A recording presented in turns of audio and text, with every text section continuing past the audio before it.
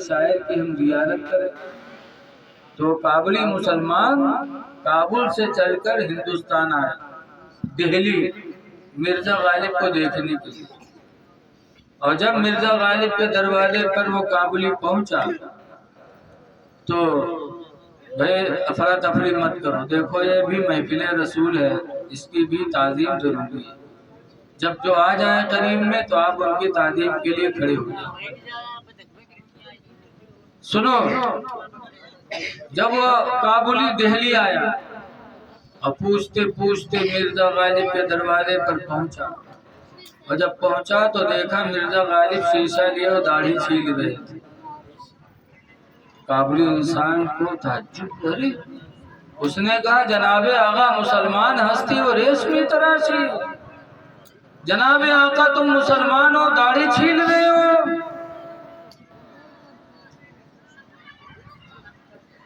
دیکھیے حضرت کی آمد ہو گئی ہے اور اب آگے بڑھنا بالکل مناسب نہیں ہے، بس آپ حضرات سے گزارش ہے کہ چہرے پہ داڑھی رکھا لو، نمازوں کی پابندی کرو اور اپنے بچوں کو دین کی تعلیم ضرور دو۔ آ جانے دو حضرت کو، یہ تو صرف آ رہے ہو مسافہ ملانے، چہرے پہ داڑھی نہیں۔ مسافہ ملاؤ، مومن مومن سے مسافہ ملاتا ہے، لیکن خوشی اس وقت ہوگی جب آپ کے ظاہری صورت بھی حضرت کی جیسی صورت نظر آئے، لباس بھی اسلامی ہو، چہرہ بھی اسلامی ہو، تو تب اچھا لگتا ہے۔ کئی جلسوں میں ایسے کہ کوئی نعرہ لگا دے، کوئی نعرہ لگا دے، اور اٹھیے تو ایسے اٹھیے کہ منہ گندھا تھے، منہ میں پکار سب بھرے ہیں، اور نعرے تکبیر، پینٹ گری جاتے ہیں، نعرے تکبیر۔ ارے نعرہ لگانا بہتر ہے، ثواب کا کام ہے، لیکن اپنے آپ کو اس لائق بناؤ۔ یہ نہیں کہ کھڑے ہو جاؤ، غیر کوئی دیکھے تو کہے مسلمانوں میں نعرہ لگانے والے ایسے ہی ہیں کہ جن کا لباس بھی صحیح نہیں، چہرہ بھی نہیں، اور اس کے بعد اس طرح کے لوگ عاشق رسول ہیں مسلمانوں میں؟ کیسے عاشق رسول ہیں؟ نعرہ تو عاشق رسول ہی لگاتا ہے، جس کے دل میں نبی کی محبت ہوتی وہی لگاتا ہے۔ تو دل اور ظاہر یکساں بنانے کی کوشش کرو۔ بہرحال جو بات میں کہہ رہا تھا کہ کابلی مسلمان دہلی آیا مرزا غالب کی زیارت کے لیے، اور جب ان کے دروازے پر پہنچا تو دیکھا مرزا غالب بھی شروع کیے تھے۔ اس نے دیکھا تو وہاں کی زبان فارسی کی، اس نے کہا جناب آقا مسلمان ہستی و ریشمی تراشی، جناب آقا تم مسلمان ہو داڑھی چھیل رہے ہو؟ تعجب کہ مسلمانوں کی داڑھی بنا رہے ہیں۔ تو مرزا غالب نے کہا بلے ریشمی تراشی، ہاں میں بال چھیل رہا ہوں، دلے کسیرا نمی تراشم، میں کسی کا دل نہیں چھیل رہا ہوں۔ تو کابلی مسلمان نے کہا تھا دلے رسول اللہ ہمیں تراشی، تم رسول اللہ کا دل چھیل رہے ہو، بال نہیں داڑھی سے چھیل رہے ہو بلکہ رسول اللہ کا دل چھیل رہے ہو، دلے رسول اللہ ہمیں تراشی، دلے رسول اللہ ہمیں تراشی، یہ کہہ کر کے اور وہ افغانی مسلمان کو ایک چیخ آئی اور بے ہوش ہو کے زمین پہ گر گئے۔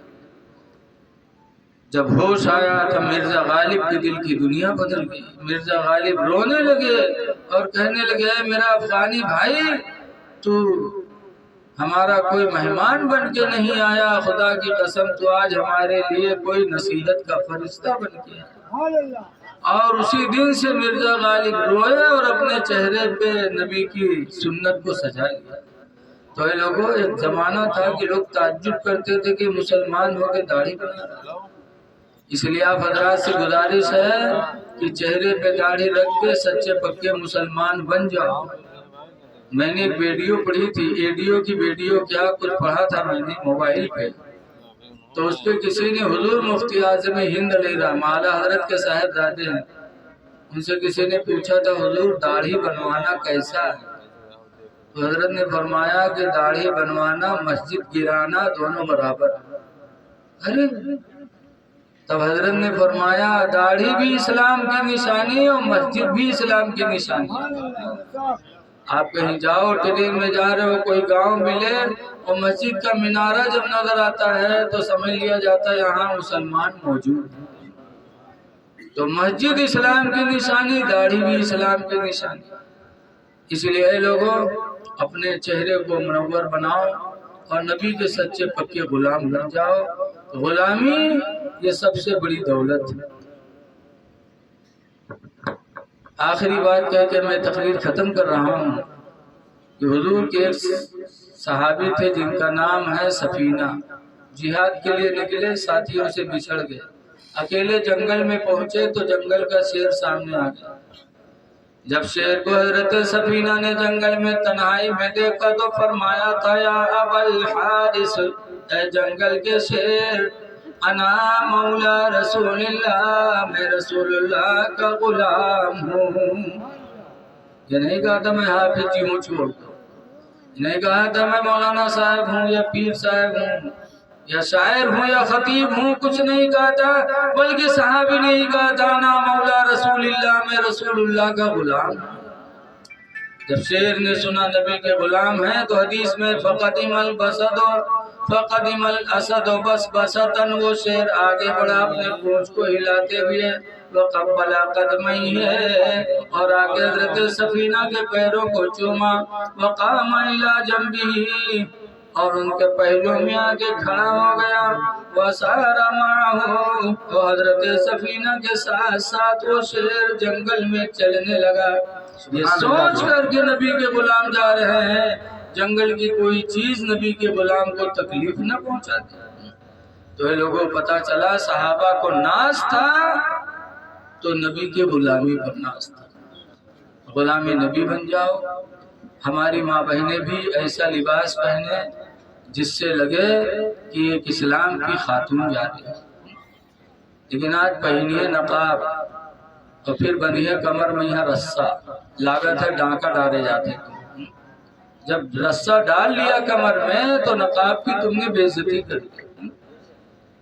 نقاب کیوں ایجاد ہوا تھا؟ تاکہ بدن کا نیچا اونچا حصہ سب اندر چھپ جائے، اور جب آپ نے کمر میں رسی باندھ لیا تو کمر کا نیچا اونچا حصہ کا ظاہر ہو گیا۔ اسی لباس کے بارے میں میرے نبی نے بہت پہلے کہا تھا، عن ابی ہریرہ قال قال رسول اللہ، حضرت ابو ہریرہ نے فرمایا تھا، ابو ہریرہ نے روایت کیا تھا کہ سرکار نے فرمایا ایک زمانہ ایسا آئے گا، کیسا؟ کاسیات، عورتیں لباس پہنے ہوں گی، عاریات، پھر بھی ننگی ہوں گی، ممیلات مائلات، اپنا دل دوسرے کو دے بیٹھیں گی اور دوسرے کا دل خود لے بیٹھیں گی۔ حضور نے جو فرمایا تھا آج ہو رہا ہے۔ تو لباس عورتوں کا بھی ایسا ہونا چاہیے جس سے ایک اسلامی خاتون لگے۔ اسی لیے حکم ہے کہ اگر دوپٹہ سر پہ ڈالا، نماز پڑھی اور دوپٹہ اتنا باریک کہ بالوں کی سیاہی اوپر نظر آئی تو اس عورت کی نماز نہیں ہوتی ہے۔ تو عورتیں بھی نبی کی سیدائی ہیں، وہ بھی نبی کی سنتوں کو زندہ کریں، لباس ایسا پہنے جس سے ان کا حسن چھپ سکے۔ اللہ تعالیٰ نے سورہ نور میں فرمایا لا یبدین زینتہن، کہ ہرگز کوئی عورت اپنی زینت کو ظاہر نہ کرے، الا لبعولتہن، مگر اپنے شوہر کے سامنے، او آباء بعولتہن، او آبائہن او آباء بعولتہن، یا اپنے سسر کے سامنے یا اپنے باپ کے سامنے، اور زینت عورت ظاہر نہ کرے۔ تو عورت کو بھی چاہیے کہ اس طرح بن سنور کے گھر میں رہے۔ اسی لیے قرآن میں وَلْيَضْرِبْنَ بِخُمُورِهِنَّ عَلَىٰ جُيُوبِهِنَّ، کہ چاہیے کہ عورت اپنے دوپٹے کو اپنے سینے پہ ڈالے، سر پہ بھی ڈالے، سینے پر، تاکہ اس پر بھی کسی کی نگاہ غلط نہ اٹھ سکے۔ یہ اللہ نے کس کے لیے فرمایا تھا؟ کہیں اللہ فرماتا وَلَا يَضْرِبْنَ بِأَرْجُلِهِنَّ، کہ کوئی عورت اپنے پیر کو گھر میں زمین پر زور سے نہ رکھے، لِيُعْلِمَ مَا يُخْفِينَ مِن زِينَتِهِنَّ کہ کہیں ایسا نہ ہو کہ اس کے زیور کے بجنے کی آواز کسی غیر محرم کے کان میں نہ پہنچ جائے۔ زیور کے بجنے کی آواز پر پابندی قرآن نے لگائی تو عورتوں کی آواز پر پابندی تو بدرجہ اولا ہے۔ جب زیور کے بجنے کی آواز کوئی نہ سنے، قرآن کہتا ہے تو ان کی نکلی ہوئی آواز۔ اللہ تعالی ہماری ماں بہنوں کو ہدایت دے، ہم سب کو ہدایت دے، اور اللہ ہم کو آپ کو اپنے نبی کا سچا پکا غلام بنائے۔ تو آپ حضرات کو تو خوش ہونا چاہیے کہ آج ہر گاؤں میں مدرسہ ہے، اور گاؤں گھر میں چندہ ہوتے پھر بھی مدرسہ اس طرح بارونق نہیں بن پاتا۔ اور آپ کے یہاں ایک مرد مجاہد کو اللہ نے پیدا کیا، جناب زبیر بھائی کو، انہوں نے اتنا شاندار مدرسہ بنایا، مسجد بنائی، تو ہم اور آپ کم سے کم اس میں اپنے بچوں کو تو بھیجیں، مسجد میں نماز پڑھنے کے لیے جائے۔ اس لیے ہم آپ حضرات سے گزارش ہے کہ ناشکری نہ کرو، اور یہ کر رہے ہیں اللہ ان کو اور دے گا۔ اللہ کا وعدہ ہے لئن شکرتم لازیدنکم، اگر تم شکر ادا کرو گے تو ہم تمہیں بڑھاتے رہیں گے، تو یہ بڑھتے ہی رہیں گے۔ اب آپ بھی اس کے شانہ بشانہ مل جاؤ۔ ابھی میں مدرسے میں جب گیا تو دیکھ کر ایسا میں تعجب میں ہوا، حضرت قاری عبدالمبین صاحب سے پوچھا کہ یار اس میں کیا یہ صفائی کرنے کے لیے کتنے آدمی یہاں رہتے ہیں؟